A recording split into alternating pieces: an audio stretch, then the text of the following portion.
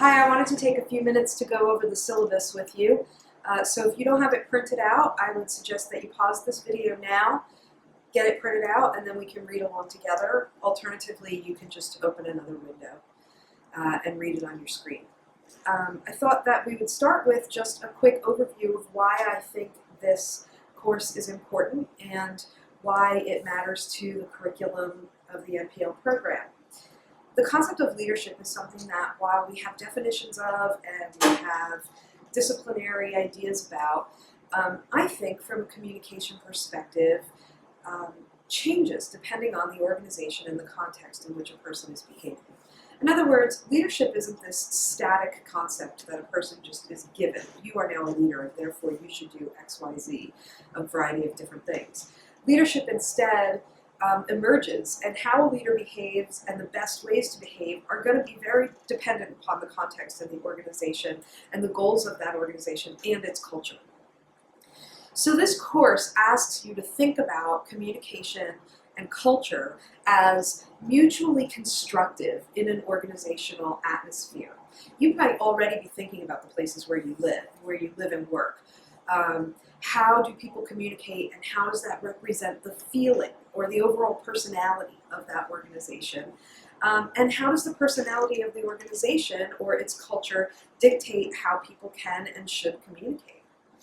That's sort of what this class is all about, and when you have the tools to understand and analyze those things, then you can understand how the leader should behave and how the leader helps to construct and perpetuate those behaviors and those cultural attitudes and values. So let's move on and talk about the specific objectives of the course. As you can see on the syllabus, there are only 3. I'll just read them to you quickly. The first one is that at the end of the class or throughout the semester, you'll learn to demonstrate the unique perspective that communication theory has to offer in explaining organizational culture. That's basically what I just said in that quick introduction. And you're going to demonstrate that through the first major assignment of this course. Second, I would like for everybody at the conclusion of this course to be able to synthesize the concepts of the course to address the strategic problems of communication and organizational culture and leadership. In other words, I would like for each of you, by the time the semester is over, to be able to look at an organization, to look at how people communicate, to analyze the culture, and to be able to synthesize the concepts of this course in order to make sense of the culture. Finally, the last objective is that each of you will be able to analyze an organizational culture puzzle and provide creative feedback for a real understanding of an organizational culture issue in a real organization. Okay, so what does all that, how are we going to do all that? Well, we're going to do it in a couple of different ways. First, we're going to have lots of reading and discussion. Our discussion will take place primarily on the forums on Moodle. And then you're going to do 2 major assignments, one slightly bigger than the other one. And we'll get to those in a few minutes. First, I just want to talk a little bit about office hours. I don't have any formal office hours. I'm on sabbatical right now, so I'm very available whenever it suits the needs of you guys. Other than a few meetings a week, I don't have very specific places where I need to be from day to day. I'm mostly working on research and teaching this class.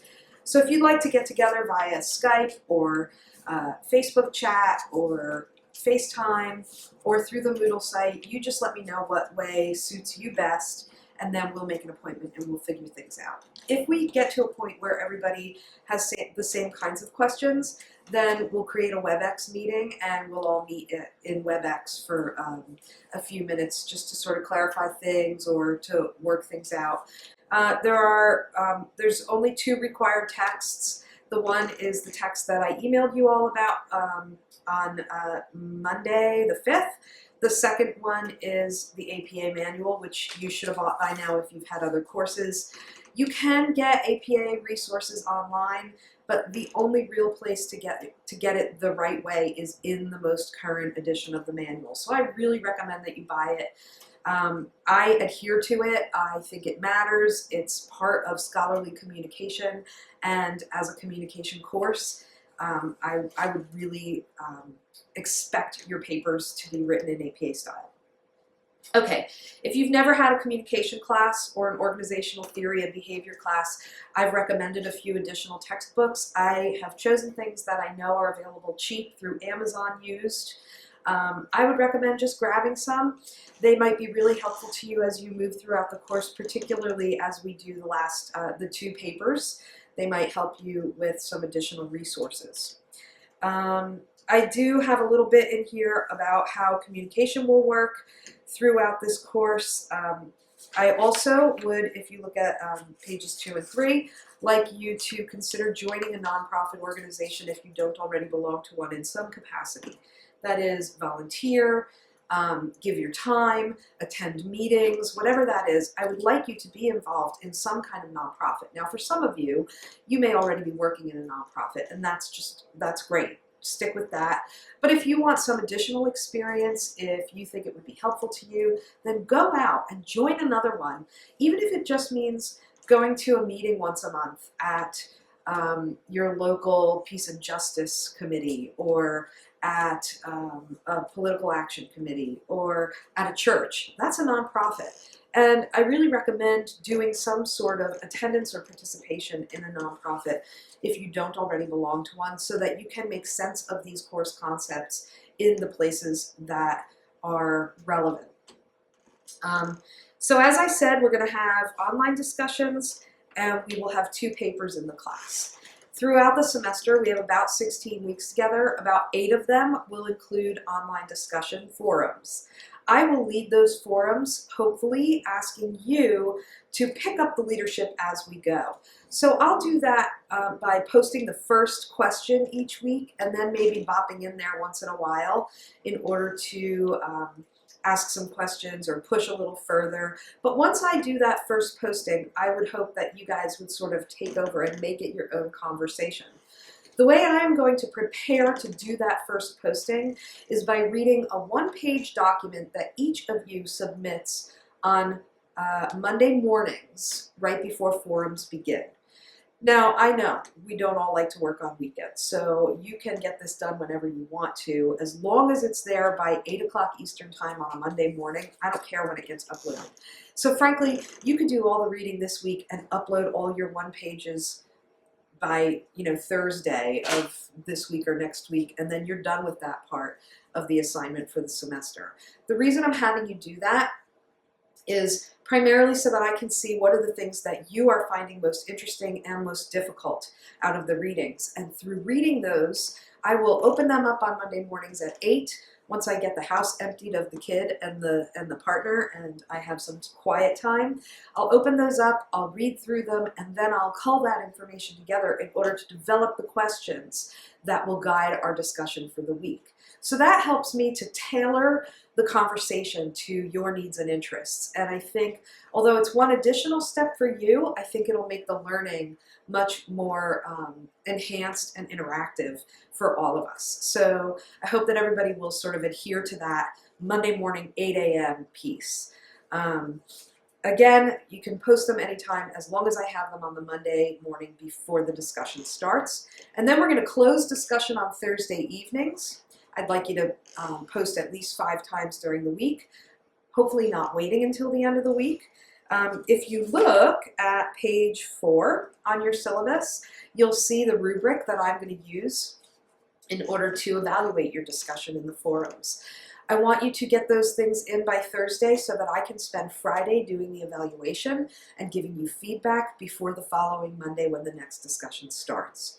So I have a lot of short little due dates throughout each week, and the reason I've created those is to make it possible for me to give you feedback before we move forward, so that you always know where you stand with me and I always know where I stand with you. I do hope that you will in turn give me feedback about how you think the forums are going and the conversations as well. The first essay is due on February 27th. That's at the conclusion of the first unit of the class. So that's about 4 weeks in.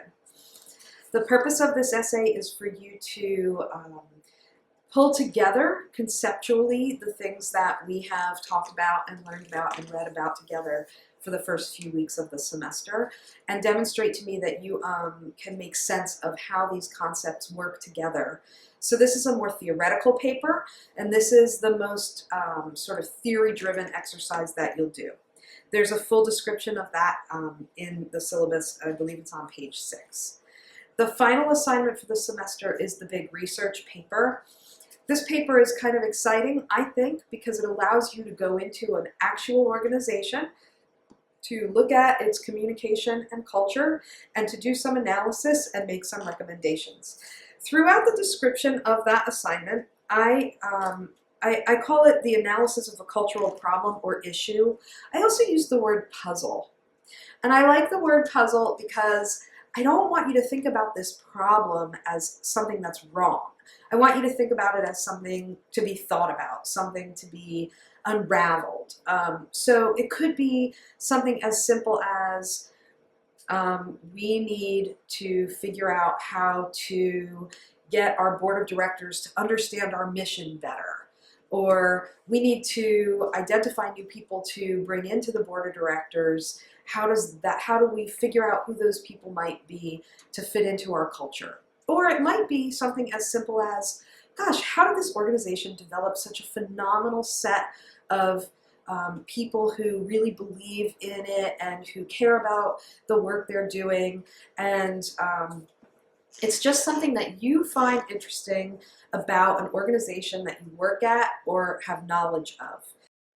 The purpose of the paper is for you to identify a puzzle or a problem, outline it, create objectives for your own and the organization's learning, and then do some outside research, which would include reading in research journals and books, and then write it up and create solutions or give suggestions to the organization or do an analysis of that cultural issue in that organization. So that's a big project. We're talking 15 pages. That's the end of the semester, and that's your opportunity to pull it all together, but also to expand on something that you've learned about, that you are intrigued by or want to learn more about, that relates to an organization that you understand. You'll have, I think, 3 full weeks at the end of the semester to work on that project with my help. And so I believe that it's a very doable project within the time frame, especially since there won't be any new reading once you really get going on that. So please take some time, look over the syllabus, think about what you want to learn from this course, communicate with me whenever you feel comfortable doing so, and whenever you have questions or just want to pop in and say hi. I hope to be able to respond to you as quickly as possible. You'll never have to wait more than 24 hours to hear back from me unless I'm very sick or it's the weekend. I'm pretty good about checking email. That's the best way to get my attention. Or my cell phone number is in the syllabus. You can text or call me. Just don't do that after 10 o'clock Eastern Standard Time. PM, that is. I thank you very much for your time, and I'm really looking forward to our time together this semester.